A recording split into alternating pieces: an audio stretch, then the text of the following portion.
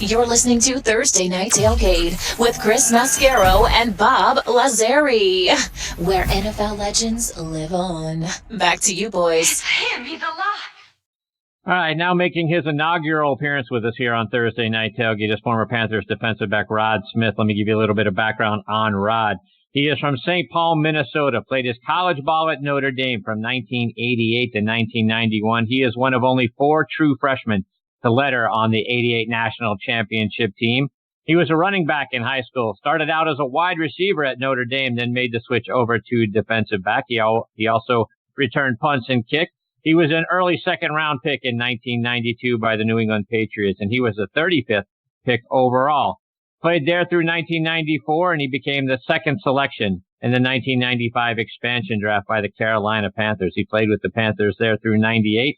He also spent part of that 98 season with the Green Bay Packers. Over the course of his NFL career, he had 251 tackles and 5 interceptions, and we're very excited to have him with us tonight here on Thursday Night Tailgate. Hey, Rod, Chris and Bob here. Thanks for coming on the show. Hey, Rod. Hey, Chris and Bob. Thanks for having me on. I appreciate you guys. Sorry, it's taking so long, but I'm glad to be on. Yeah, we're glad to have you. Thank you for joining us. And Rod, I want to go back to your time playing at Notre Dame, and I've got to imagine a guy as athletically gifted as you were. You're a very highly recruited guy. So I want to talk about which colleges were after you, and how did Lou Holtz end up being the guy that convinced you to go to Notre Dame? This is going to sound like I'm patting myself on the back a bunch, but I think I was somewhere around between 47th and 60th in the country, depending on kind of who you ask. And most kids from Minnesota are not highly recruited in football. We have 1 or 2 guys. It's funny how athletics work. I actually caught a huge break. My junior year, there was a kid, Joe Hamburger. Remember his name to this day because I still have never beaten him in the 100-meter dash. And this guy got sick a week before the Minnesota State track meet finals my junior year. So I went ahead and I won the long jump, 100 and 200. So all of a sudden, I was a hot commodity because I had a very productive junior year running the football. I had just won the 100, 200, and the big rap about kids from Minnesota is obviously there's no speed there. So after him being sick, me winning those races, all of a sudden, thrust me into the spotlight, and I was a national level recruit all of a sudden. I'll tell you what, had Joe Hamburger, who when he got healthy my senior year, I did not beat him once. Had he run in that race and I got second in all those things, I may have gone to somewhere else.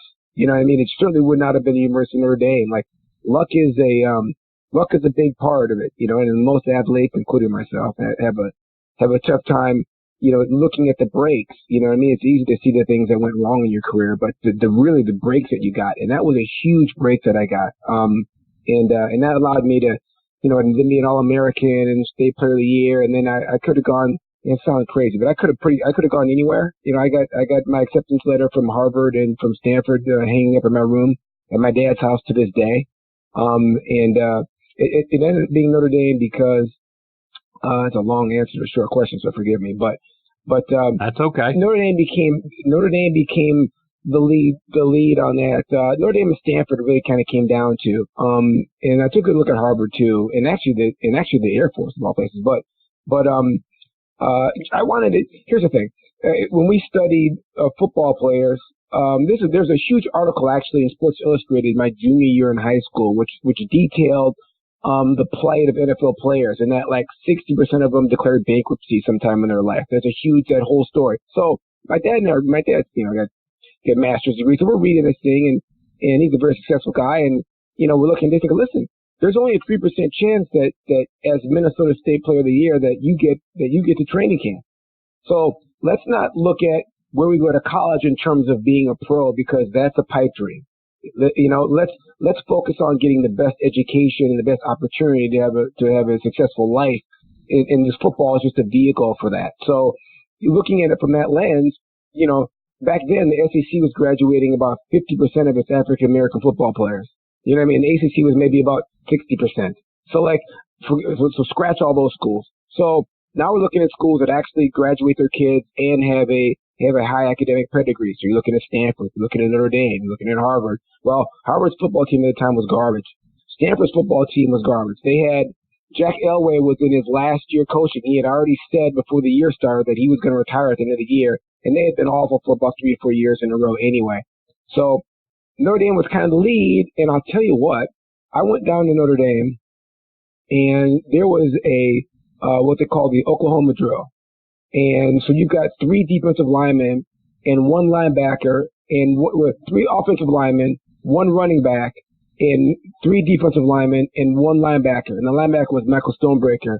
And the defensive linemen were Frank Stams, Jeff Alm, and Boo Williams. The offensive linemen were Tim Grunhart, Dean Brown, and Mike Help. Everybody I just named was drafted, and all but Michael Stonebreaker, who hurt himself, played 6-7 years plus in the league. They're all badasses. Pardon my language. So the intensity in the drill. Coach Holtz was coaching the offense, and Barry Alvarez, that monster stud of a leader of men, is coaching the defense. And Lou Holtz is trying to kick Barry's butt, and Barry's trying to kick Lou's butt.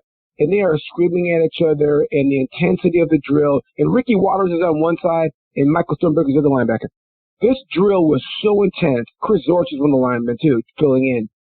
I mean, Barry Alvarez literally has tears in his eyes. He's like, guys, I can't coach a defense if you get pushed off the ball. If they can get 5 yards if they can get 3 yards in this short of field, we can't play defense. I can't coach it. I'm gonna lose my job. We can't win like this. Can I count on you guys? Listen, he's got tears in his eyes. His players got tears in his eyes. That's how intense it was in a regular drill. It was the craziest thing I'd ever seen. And when I saw that, I said, yeah, I want part of that. That's my style of football. For having speed and a little bit of athleticism, I was a knuckle dragger. I was a grinder. I used to try to beat guys up. I was never great in coverage like Leonard was, who just had on. He was a monster of a football player. I can talk to you about Leonard for an hour. He's a beast. I mean, just one of the toughest guys I've ever played against on special teams, Leonard Wheeler. If you have to block Leonard Wheeler, you are in for a long day. He was a monster, and he never got tired. I mean, his physical fitness was off the charts. I mean, same as like Jerry Rice or Steve Tasker, those guys. Jerry Rice and Steve, they never ever got tired. That's the kind of guy Leonard was too. But on the football side, I watched that drill at Notre Dame, that intensity, and I said, yeah, I want to be part of that. And the last thing is that Notre Dame gives you 5 years to graduate. That was really attractive to me. So whether you're redshirted or not, I have another year to go back to Notre Dame and study anything I want for a calendar year and stay in the dormitory if I want to. I probably won't take that, but it's available to me. And that just gives you an idea of that university's commitment to the education of their football players. They give you 5 whether you redshirt or not. So that's like I said, a long answer to a short question, but that's why I chose University of Notre Dame, because I thought it would give me the best chance to have a successful life. And by the way, we won the national championship. We had pretty good football, right? But I went there because of the academics. And speaking of the national championship year, it's almost 31 years ago to the day, October 15th, 1988. You guys played then number 1 ranked Miami. It was the Catholics versus the Convicts game, a game you guys would ultimately win 31-30. But talk about the hype, the buildup of that game, and what it was like being a part of it. It was crazy. I mean, Jimmy Johnson's coming into town. They're the number 1 team in the country. I think at the time they had like a 36-game regular season winning streak, something crazy like that. But we knew we were good. We beat a Michigan team week 1 that I think had maybe gone undefeated since us. We beat a Michigan State team with George Perlis and all those guys, Percy Snow, that whole group, Andre Rison, that whole team up there, those studs. We beat them, and they had gone like undefeated since us. So we knew we were good. We beat some good teams. In the way to cross over was to beat Miami. And they had just beat the dog out of us the year before, or 2 years before. It was 47-7 or something. They just beat the dog out of us. So we were looking for a little payback. And so all week long there was no fear of Miami. We couldn't wait for them to get off the plane. And it was a battle of titans. That game could have gone anyway. I mean, let's call it what it is. That game could have gone anywhere. But I will say this about that game that was interesting. Kind of inside the lines. It's not talked about enough. The way Jimmy Johnson handled the Miami Hurricane football team on that last drive is about as courageous a thing I have ever seen on a football field, ever. That guy is a man among men. So Miami's driving to tie the game up. They're the number one team in the country. They score on the virtually the last play of the game. Okay? Now, all they have to do is kick a field goal, tie the game, and they stay number one, and they get rings. They get hardware that they'll wear forever. I have my national championship ring in front of me right now, sitting right here. So they could have had one of these. All they had to do is kick a field goal. Done so. Do you know what Jimmy Johnson did? They scored, and I remember looking across the field, and I go, what the hell? Jimmy Johnson is about 15 yards out on the field without his headsets. So Miami scores, all the players celebrate, they start jogging off the field. Jimmy Johnson's 15 yards on the field at the 40-yard line with his hands up, both hands up, saying, stay there, stay there. Then he calls the offensive signal and then says, with the like wiggling your finger, like run it, and walks back up the field. Yeah, listen, Jimmy Johnson was trying to win the game. Forget the tie and the national title and forget the rings. I am playing to beat your tail. I play to win the game every time. All he had to do was kick a field goal to be national champions, and he didn't do it. Not only did he not do it, he was out on the field with the play call without his headsets. That is a Jimmy Johnson decision. He's not asking anybody, hey, coordinator, what do you think about this? What should we run? No. Jimmy had the play. Here's what it tells you. Just like, I'm kind of jumping around here, just like Belichick did in the Super Bowl against Seattle. When Seattle ran that ball on second down and got it down on first down, ran that ball down to the 2-yard line, Belichick already had his bigs coming in the run goal line. As soon as the ball hit the ground, the whistle said, boop, the bigs are running in because Belichick is 4 plays ahead. And Jimmy Johnson was 4 plays ahead. So when they scored the touchdown, he was already ready with the play in his head. He didn't talk to anybody about it. He had his headsets off, and he was on the field. So when they scored, when they turned around, he was so far on the field they couldn't get back to the sideline. I mean, listen, and when he called me at the draft, because kind of a long story here, but Jimmy Johnson called me because they moved up. Dallas moved up from like 37th moved up from like 57 to like 37th in the draft, and he called me. My phone rang in my house. Hey, Rod, it's phone. It's Jimmy Johnson, Dallas Cowboys. I go, what? Hey, Rod, this is Coach Johnson from Dallas Cowboys. We just moved up in the draft, like 10 spots or 20 spots, whatever, because we're going to take you. I was like, would you like to be a Cowboys son? Hell yes. I can't wait to play with you, Coach. I said, I got to tell you, the thing you did running on the field was the most courageous thing I've ever seen on the field. He goes, I appreciate that, Ron. Like, we didn't get it done, but listen, I only know one way, and that's play to win. I said, I can't wait to play for this guy. And then New England traded up and picked me. But I was going to be a Cowboy. I was going to play for that man. And when I finally had a chance to talk to him, the first thing I said to him was, I can't tell you how much I appreciate what you did in that game, how courageous that was. I don't know anybody else who would have just said, listen, I'll take the tie and the rings and get out of here. Not Jimmy Johnson. So you got to take that a step further now, Rod. You're ready to be a Cowboy. They traded up to get you. The Patriots swoop in and pick you. Are you disappointed? Listen, absolutely. I was crushed. The New England Patriots at the time were, I think they'd gone like 6-10 the year before. They were sagging. My rookie year, we were the worst team in the league. We went 2-14. We were awful. And at the time, New England had a lot of segregation type, not segregation, but was a very segregated city that had a lot of issues with their basketball players. D. Brown had just had some problems in North Boston, and it just wasn't a place you wanted to go to. It's cold. I'm from Minnesota. I went to Notre Dame. I had enough of that.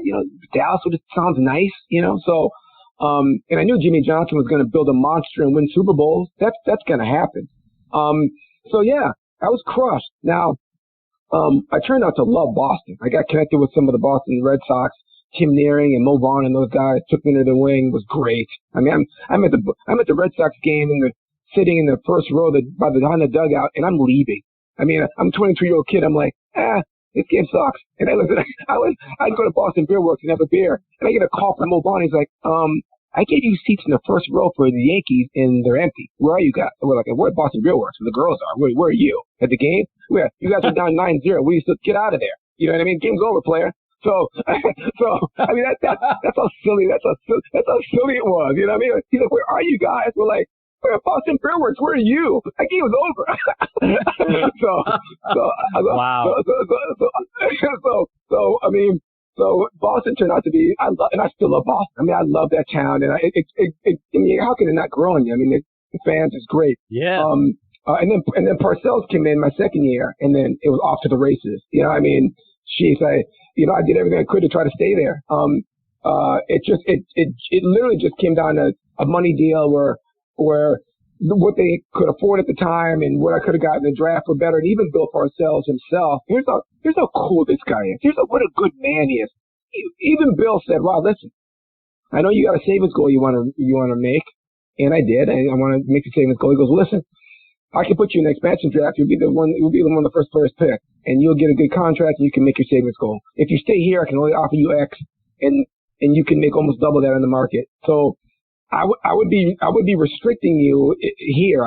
The way the money is, that's what I've got left. And as a man, I'm telling you, as a man to man, like, I want you. I think you're a good player, but you're going to be a high pick. And I know it sounds crazy, but this is the best way for you to get your savings goal. You know what I mean? And that's how cool, that's how good he was. I mean, it sounds crazy, but yeah. And so he's like, I'll give you a choice. If you want the contract, you can do it, but like, you'll make double in the market. And I'm just telling you, so I tried it, and I was scared to death, and I won't lie to you, I broke down in tears. I did not want to leave New England. I was a starter. We were just getting good. We'd gone from the worst team in the league in 92 to Bill comes in. We go, I think we were 7-9 that first year. Then next year we go 10-6, and we're getting better. Drew Bledsoe's playing great. Like, I know that team is going to be winning Super Bowl sooner or later. It's coming. Parcells is one of the best coaches to ever walk in two legs. So, it was rough leaving there. I'm glad I came to Charlotte and into the Panthers and was part of that first year. And that second year was amazing, playing Dallas and beating Dallas here in the playoffs and playing Green Bay for the NFC Championship was amazing. I still live here. I love this town. But yeah, life is interesting. And that was a moment where I made the right decision coming to Carolina. But at the time, it was pretty painful. I didn't want to leave that team. I was part of that process of it growing, from worse to where they are now, and or not now, but in the early 90s and late 90s. But yeah, that's how it went down with Parcells in New England and Jimmy Johnson. Yeah. Bob, questions for Rod? Yeah, it's fascinating stuff so far, Rod. I just wanted to revisit Notre Dame for 1 second and ask you about combining the academics and the football. Was it tough for you at first, Rod? Is something that you were totally prepared for, or something you have to grow into? It's something that you have to grow into. I'm very fortunate to have two extraordinarily highly educated people. Mom's got multiple PhDs and dad's masters and all that. So like, I grew up in a family where listen, if you've got C's, you're not playing anything in our house. I mean, listen, if you're less than a 3.0 in anything, you're not playing anything. So it's just the way we do business, and like a lot of homes, you know what I mean? We're not that unusual, but in our house, it's if you get a B or higher, then now you can play. If you got C's, you're not playing anything. So it's just the way I grew up, and you study hard. It's funny. I think a lot of kids get a bad rap with that because it's environment. You know what I mean? I mean, even a kid that's not super talented, academically, if you tell him, listen, you're going to read an hour every night and you're going to study 2 hours every night, and you hold him to that, he's going to be fine. You know what I mean? So I put that one on parents, a lot when the kids don't do well academically. I'm like, if you make it a priority, your kid is going to be okay. I'm not saying a C student's going to go to Harvard, but a C student who works his tail off is going to get B's, so that's kind of how I grew up in. So I went to Notre Dame, and academically I was ready to go. I could have gone to Harvard or Stanford or anywhere else, and I was ready to compete academically. I will tell you this, that being said, I'm not a huge church-going guy, and I'm not an atheist, but the theology class.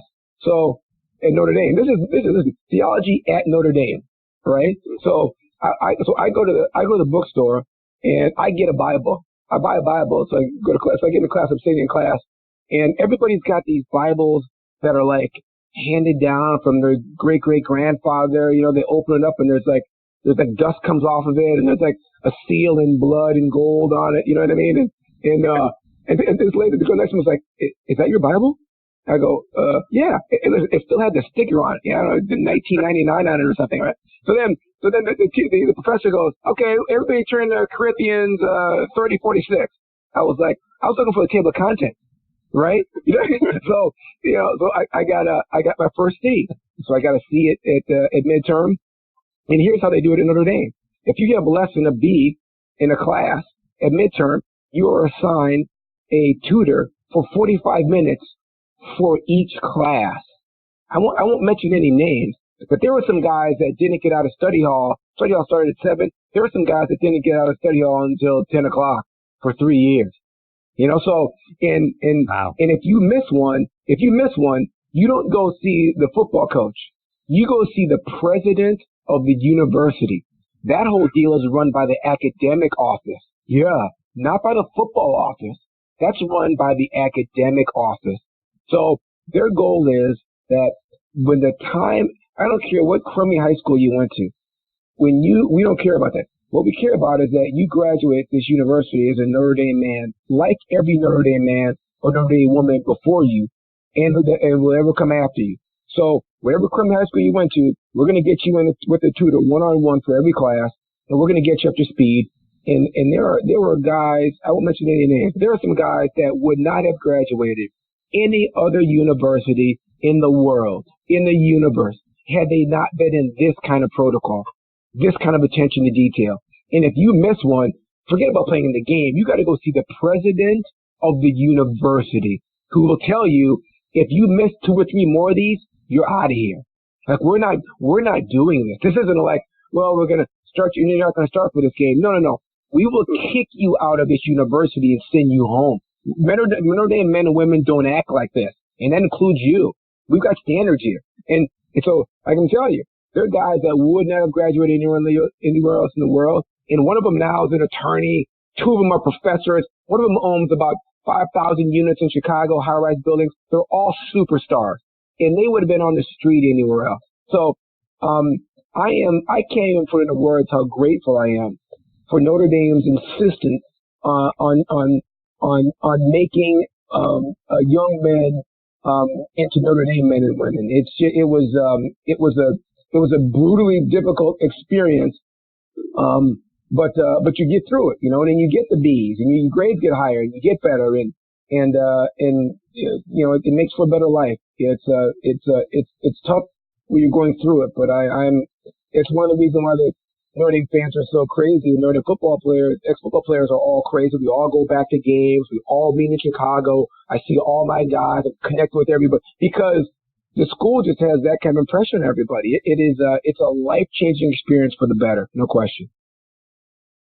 And Rod, you mentioned having grown up in Minnesota, and you mentioned the cold weather, and I often kid with Chris about, I'm in New England here, and I tell him how bad it can get. Minnesota takes it to a totally different level. And you growing up there, born there, I often tell people the warm weather people I talk to, it kind of toughens you up to a thing that you really can't explain to people that haven't been through it. But tell us about how cold it can get there and maybe some experiences you had in that. Yeah, it's nuts, man. I mean, my junior year, we played in a playoff game against St. Thomas, really good school, and and we lost. We scored on the last play of the game, and I had a 2-point conversion. We ran a toss sweep to me, and I almost ran into the back of one of my wide receivers, and the guy tackled me about a yard short. I gave it all I had. I guess, one for the bad guys. But that game was 17 degrees below zero with a 26-mile-an-hour wind. Wow. It was insane. I mean, it literally took about 2 series just to be able to like focus on football and not focus on how cold we were. I don't know how my parents were in the stands. People were running back and forth to their cars, and I was nuts. It was crazy. So yeah, Minnesota football at the end of the year, if you're in the playoffs, can get pretty dicey before you get into the dome. But yeah, it was crazy. And then going to school, I mean, we had snowdrifts, taller than I was. I remember one time coming inside of my dad and just saying, "Dad, the bus isn't here." He goes, "Is the bus here?" I go, "No, the bus isn't here." But I just had a question, like, is there somewhere else we can live? Because the snowbank is taller than I am. Like something. I'm only in 6th grade, but I know that something is wrong with this picture when the bus can't see me because I'm below the snowbank. Like, come on. Like, he's like, "No, we'll be fine." So I asked him that question, but I didn't know that. I didn't know that you up in New England. Listen, like I said, I fell in love with that place. The thing about Boston is that, and I'll tell you this is a funny story. Andre Tippett, because I had heard all the stories about, Northy and Southie and all this stuff and places you're supposed to go and where you're not supposed to go and all that kind of nonsense. So I said, "Andre Tippett, man, like, listen, I heard about the city and I want to live in Marina Bay. I want to live by the tent and Amelia's was a big hot Italian restaurant there at the time, and everybody else lived down in Foxborough. Like, I want to live in the city." I'm like, "Why would I live in Foxborough? Forget that. No, I want to live in Boston, not Foxborough." So it's a 45-minute drive in the morning and an hour back. So what? I mean, I'm a 22-year-old guy living in Boston. I mean, are you kidding me? Like, I want to be close to where the girls are. So I'm in Marina Bay, and I said, "I'm your tipper. Like, how do I manage this? Like, give me some advice. You live in this town for a long time." He goes, "Listen, here's what you do. He goes, "Where are you gonna live? Marina Bay, North Quincy?" He goes, "All right, listen. Find the police chief in North Quincy, and you tell him that your uncle's a statey, and you want to donate tickets to the police benevolent fund, and anytime they want to go to a game, that they call you if they need 2 tickets for any football game, and you're going to take care of them. You do that, all right? You just do that and stay close to the police." I said, "All right." So I called them up, made the appointment, gave them 2 tickets. Hey, these are 2 tickets. Anytime you guys need tickets, let me know. Just let me know you need tickets. I got 2 for you. I'll take care of you guys. Like, happy to be part of the community here, new in Boston. And, listen, I got connected with the police, man. And listen, I mean, it got, I mean, nothing, nothing. I'm not Whitey Bulger, don't get me wrong, but I mean, like, but you couldn't get a speeding ticket. And you could just be out later. Like, just less bad things happen to me than probably could have. I'll say it that way. I mean, they just look out for you. They look out for you. I mean, one time I was late getting to the stadium for a game, like an actual game. Like, I'm trying to get to the stadium, the traffic in it, and the cop saw me and was like, "Rod, hey, Smitty, hey man, get behind me." And listen, he got in the side of the highway and in the breakdown lane, and we took off. I was like, so I got there on time. Like, that kind of thing doesn't happen to you. Boston is as far as I'm concerned, is a relationship town. You know what I mean? Like, if you go to the same restaurant and you get to know the owner and you tip well, you get to know him and you shake his hand, you get to know him, you'll get better service. You'll get better treatment. You'll get first in line. But if you don't know anybody in Boston, you're just walking around like, just being mean to people, you're going to have a real tough time. But if you're nice to people and you meet people and you get to know them and form a relationship with them, Boston will open up to you just for anything you want to do. It's just an amazing town, but it's relationship driven. It's not transactional. It's relationship driven. And that advice I got from Andre Tippett was invaluable. Rod, just a couple more before we let you go. And I know you've got a wonderful business now, Magnolia Cabinetry, which looks like you make some outstanding looking cabinets for homes. Talk about what you're doing now. Yeah, I'm working with Magnolia Cabinetry, and we provide and install cabinets for multifamily developers primarily. I take on some single family builders in the Charlotte area. We're primarily multifamily. We started a new construction division 3 years ago, which I run, which has been gangbusters for us. A primary business is actually multifamily rehab. Companies that go out and buy multifamily units, and then rehab those. That's what we do. We provide the cabinets and sometimes the countertops and faucets and sinks and all the other kind of mission critical items. But it's been a great business, and anybody can go to magnoliacabinetry.com and look me up or call the office and mention my name and it'll get back to me and I'll make sure you get taken care of. So including you guys, if you guys are ever remodeling your kitchen or bathroom or something like that, before you buy anything, call me. At least find out. Let me see what you're looking at and let me make sure you get a right price. And then whether you work with us or not, I'd be happy to help you. Just make sure that you get the right product. So yeah, like I'm Chris and Bobby, I'm on your side. So anything like that comes up for you guys, you reach out to me. Appreciate that. Wow. I appreciate that very much, Rod. Let our listeners know, how can they stay up to date with all the great things that you're doing on social media? It's funny. I've got to get dialed in with it. I'm on Facebook, but I'm going to open an Instagram account here in the next week or two. I've got a marketing person in our office, a new one that's going to get me up to speed on that. But my LinkedIn page is up. Rod Smith, you can go there and get updates on what's happening with the business and some personal insights as well that are going on. And LinkedIn is probably the best way to reach me. But you can look me up on LinkedIn and ndgrad22@gmail.com is my email address if you want to reach out to me. And just reach out or magnoliacabinetry.com and search for the business side of things. But happy to help anybody, any of your listeners that need help with cabinets. Well, Rod, we can't thank you enough for taking time out of your night to come and be a part of the show. You're fantastic. We hope you'll come back and do it again sometime. Yeah, absolutely. I'm sorry for the long-winded answers, but we loved it. You kidding me? Yes, a good deep questions. You know what I mean? That you have to flesh it out. So I appreciate you guys being patient with me as well, man. And yeah, like I said, that guy Leonard Wheeler you had on was an absolute animal, and not just in incredible shape, never got tired, and relentless and strong and fast and a good athlete. But a guy that really studied the game too. Leonard's wildly intelligent. You guys talked about the times, you know this. But if you're not thinking about what's supposed to happen on the play, Leonard will beat you. Just on that alone. If you're not sure where you're going to take your first step, he certainly is.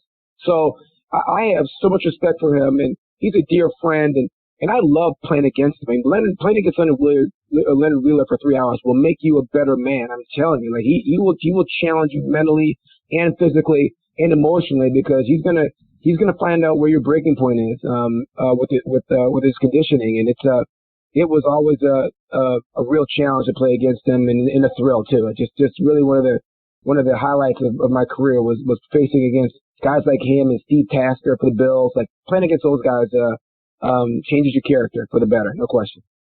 Well, Rod, take care. Thank you again for being a part of the show tonight. We'll catch up with you again real soon. In between now and then, all the best to you and your family, my friend. Thanks, Rod. And to you guys, man. Take care. Thank you both. Good night. See you, Rod. That's Rod Smith and Bob. Unbelievable segment there. Great stories, all the detail, the things that he got to be a part of, the stuff with Jimmy Johnson, outstanding. Boy, I really enjoyed that. Yeah, great storyteller, Chris. And you're right, we just touched the surface, and I can see us having him on multi times in the future. He's a friend of Leonard. He's definitely a friend of ours now. But yeah, that's the kind of guy you like. Just come up with some good questions, and he gives us a lot of information. That was great. Yeah, no, and that's, no need for him to talk about long-winded answers. I mean, my goodness. No. Our job is to give you a question and let you run, and that was fantastic. Listen, and next time, not only did he play with Leonard Wheeler, but he also played with our good friend Devon McDonald there at Notre Dame. So hopefully we'll get an opportunity to hear about that, but really looking forward to getting him back on the show. Excellent. All right, Bob and I will come back, and when we do, we'll be turning on our Thursday Night Tailgate Spotlight on the Positive here. 2 more stories about players doing great things out there in their communities. We'll do that right on the other side of this real quick station break.